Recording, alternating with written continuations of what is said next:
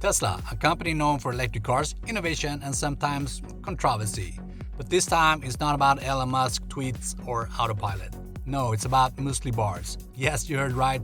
At Tesla's Gigafactory in Brandenburg, Germany, a heated dispute has broken out over snacks, and that's just the beginning. Let's back up. Tesla's Gigafactory in Grünheide employs around 11,000 workers. While many German automakers have been laying people off, Tesla has managed to avoid job cuts. In fact, the factory is running full speed ahead, producing cars like the Model Y Juniper just released. Just recently, the 100,000th vehicle rolled off the line. So on paper, everything looks great, but behind the scenes, tensions are rising.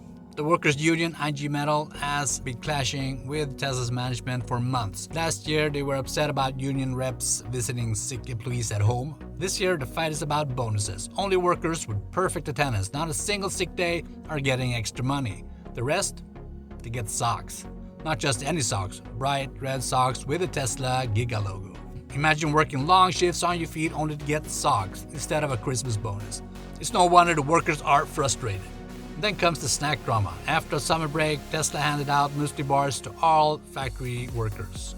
Seems like a nice gesture, right? Well, not quite. The bars were wrapped in blue packaging. Now, here's when it gets political. Inside Tesla's work council, there are two fractions. One red group, closely tied with the union, and one blue group, which is more aligned with management.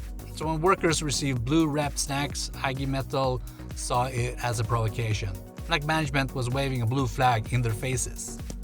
Factory manager Andre Tirig isn't too worried. He points out that Tesla sales are strong and production goals for the year have been raised. From his perspective, things are running smoothly. But for many employees, the blue wrappers and red socks symbolize something bigger, a lack of respect. They don't just want snacks, don't just want socks. They want fair treatment and recognition on their paychecks, not in their lunchboxes.